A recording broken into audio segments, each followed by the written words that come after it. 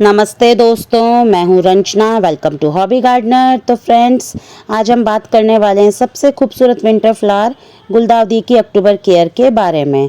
तो इस समय अगर आपने सही केयर कर ली तो नवंबर दिसंबर में भी आपके गार्डन में इसी तरह फूलों की बारिश होने वाली है। तो चलिए स्टेप बाय स्टेप देखते हैं कि कौन कौन सी केयर आप अक्टूबर में ज़रूरी होती है और कौन सी केयर को आप अक्टूबर में कर सकते हैं जिससे कि आपके भी गार्डन में इसी तरह से हैवी ब्लूमिंग हो। और अगर मैं इसकी प्राइस की बात करूं तो ये मुझे नर्सरी से मिला है 30 रुपीज़ का, जिसमें बर्ड्स आई हुई हैं। वो वाला प्लांट की 30 रुपीज़ है प्राइस, और जो पीछे की साइड प्लांट है उसमें बर्ड्स नहीं आई हुई थी, वो मुझे 20 से 25 रुपीज़ में मिला है। तो इस तरह से अगर आप अभी गुलदाउदी आपने अभी तक नहीं खरीदी है तो आप अभी ले सकते हो। आने वाले टाइम में ये और ज़्यादा कॉस्टली मिलेगी। एंड सेकेंडली, अभी आप इसकी कटिंग वगैरह भी लगा सकते हो। कटिंग से भी ये एक हफ्ते में प्रोपागेट हो जाती है। तो चलिए वीडियो को शुरू करते हैं। तो सबसे पहले हम बात कर लेते हैं इसकी प्रूनिंग और शेप देने की। गुलदाउदी एक बुशी प्लांट है और टाइम टू टाइम अगर हम इसे प्रूनिंग ना करते रहें तो ये बहुत लंबा हो जाता है और नीचे से काफ़ी पतला हो जाता है। इसीलिए समय समय पर आप इसकी प्रूनिंग करते रहें। अक्टूबर की स्टार्टिंग में आप इसकी ड्राई लीव्स और एक्स्ट्रा ब्रांचेस को हटाते रहें। पर ध्यान रखिए, बहुत ज़्यादा प्रूनिंग नहीं करनी है, अब हार्ड प्रूनिंग नहीं करनी है क्योंकि अब बर्ड्स आने का टाइम हो चुका है। सिर्फ हल्की प्रूनिंग करके आप प्लांट को एक ओपन स्ट्रक्चर दें जिससे कि धूप इसके हर एक पार्ट तक पहुंच सके। तो इस तरह से आप इसकी ख़राब ब्रांचेस, ख़राब पत्तों को हटाते रहें। तो अब हम बात कर लेते हैं इसकी मिट्टी की। गुलदाउदी को slightly alkaline well draining soil पसंद होती है। हर 20 दिन में आप इसकी गुड़ाई करते रहें और आप इसमें काउडंग कंपोस्ट या वर्मी कंपोस्ट ऐड कर सकते हैं जिससे ऑक्सीजन सर्कुलेशन बढ़ता है और प्लांट्स को न्यू न्यूट्रिशंस मिलता रहे। अगर आप चाहो तो आप इसमें थोड़ा सा कोकोपीट भी ऐड कर सकते हैं ताकि मिट्टी में मॉइस्चर बना रहे। तो मिट्टी की अगर मैं बात करूं, आप इसमें 1 part garden soil, 1 part compost और थोड़ी सी आप इसमें रिवर सैंड जो होती है वो मिलाएं। वो इसके लिए बेस्ट वेल ड्रेनिंग सॉइल होती है। समय समय पर बीच बीच में आप इसमें क्या बोलते हैं बोन मील डाल सकते हैं एंड केले के छिलके का फर्टिलाइज़र भी आप इसमें दे सकते हैं। अब हम बात कर लेते हैं सनलाइट की कि इसको धूप कितनी चाहिए। गुलदाउदी को खिलने के लिए फुल सनलाइट चाहिए, कम से कम 5 से 6 घंटे की। अक्टूबर में जो है दिन छोटे हो जाते हैं तो इंश्योर करें कि प्लांट्स को आप ऐसी जगह पर रखें जहाँ पे इसे मॉर्निंग की ज़्यादा से ज़्यादा सनलाइट मिले, बिकॉज धूप से ही बर्ड्स ज़्यादा खिलते हैं और जो फ्लावर का कलर से वो भी ब्राइट आता है। अगर आपका प्लांट शेड में है तो बर्ड्स आने में डिले हो जाएगा, तो ये गलती आप बिल्कुल भी ना करें। अब बात कर लेते हैं इसकी वाटरिंग रूटीन की, जिसमें काफ़ी सारे लोग मिस्टेक कर देते हैं। अब पानी की बात करते हैं। तो अक्टूबर में जो टेम्परेचर होता है वो मॉडरेट हो जाता है, लेकिन ओवर वाटरिंग सबसे मेन गलती होती है इस दौरान। तो मिट्टी को सिर्फ मॉइस्ट रखें, बहुत ज़्यादा गीली ना रखें।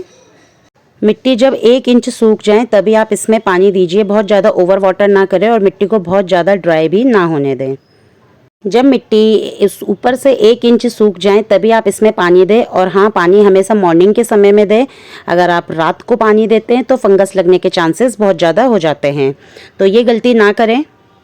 अब जो सबसे इम्पॉर्टेंट पार्ट है वो है फर्टिलाइज़र, कि इसको फर्टिलाइज़र कैसे दें। अक्टूबर में बर्ड्स रेडी हो रहे होते हैं तो इस दौरान बैलेंस न्यूट्रिशन बहुत ज़रूरी होता है प्लांट्स के लिए। तो इस दौरान आप इसमें वर्मी कंपोस्ट या काउडंग कंपोस्ट दे सकते हैं, नीम खली दे सकते हैं और सरसों की खली को भी दे सकते हैं आप। मस्टर्ड केक को आपको 2 दिन के लिए पानी में भिगोना है और जब आप क्या बोलते हैं अच्छे से उसको भिगाओ के छान के तब दीजिएगा प्लांट में। और जब भी आप मस्टर्ड केक दें तो मिट्टी बहुत ड्राई होनी चाहिए, एकदम सूखी होनी चाहिए। मिट्टी की अच्छे से गुड़ाई करें और उसके बाद ही आप उसमें सरसों की खली दें। उससे खूब सारे हैवी ब्लूमिंग होती है प्लांट्स में और इसी तरह से आपके भी गुलदाउदी में फिर खूब सारे फूल खिल जाएंगे। तो इस मिक्स को आपको 15 से 20 दिन में एक बार देना है। और हाँ, जब आपके उसमें बर्ड्स आने लगें तो इस दौरान आप इसमें थोड़ा सा बोन मील या फिर बनाना पील पाउडर भी ऐड कर सकते हैं, जिससे कि फूल मोटे भी आते हैं और उनका कलर भी काफ़ी अच्छा खिल के आता है। गुलदाउदी में अक्टूबर में वाइट फ्लाइज एंड एफिड्स आना कॉमन होता है, तो इनसे बचने के लिए नीम ऑयल बेस्ट होता है। 2 ml नीम ऑयल को 1 लीटर पानी में कुछ 2-3 बूंदे लिक्विड डिश वॉश की डाल के आप वीकली एक बार स्प्रे करें। ये एक नेचुरल इंसेक्टिसाइड है जिससे कि आपके फूल सेफ रहते हैं और उनको कोई नुकसान नहीं होता है। जब बर्ड्स आ जाएं तो ये 2 काम आपको ज़रूर करने हैं अपने प्लांट्स पर। नंबर 1, प्लांट्स को धूप में रखें। डायरेक्ट धूप बर्ड्स को खिलने में हेल्प करती है। सेकंड है बनाना पील फर्टिलाइज़र। केले के छिलकों को सुखाकर आप इसका पाउडर बना के मिट्टी में मिला सकते हैं या फिर आप इसको डायरेक्ट भी मिट्टी में मिला सकते हैं। इसमें पोटेशियम होता है जो फूलों की संख्या बढ़ाता है और फूलों का रंग भी और ज़्यादा खिल के आता है। अब मैं आपको एक्स्ट्रा टिप्स बताती हूँ एक, जिससे कि आपके गुलदाउदी में इस तरह से खूब हैवी ब्लूमिंग होगी। तो अगर आपको बड़े और परफेक्ट फ्लावर्स चाहिए तो आप पिंचिंग टेक्निक को यूज़ करें। जब 3 से 4 बड्स एक ब्रांच में बने तो साइड के बड्स को आप हटा दें, तो सिर्फ सेंटर बड्स को छोड़ दें। इससे फ्लावर का साइज़ बड़ा हो जाता है।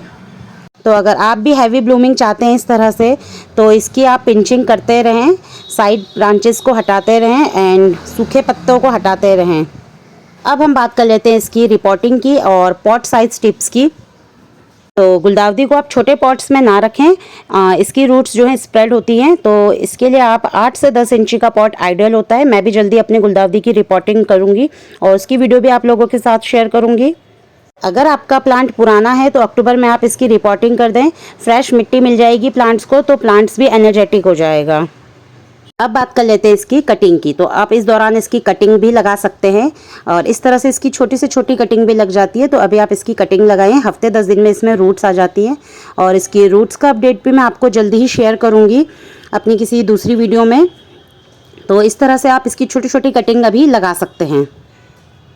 तो दोस्तों, ये थे मेरी अक्टूबर गुलदाउदी केयर के कंप्लीट स्टेप्स। अगर आप ये रूटीन फॉलो करते हैं तो बिलीव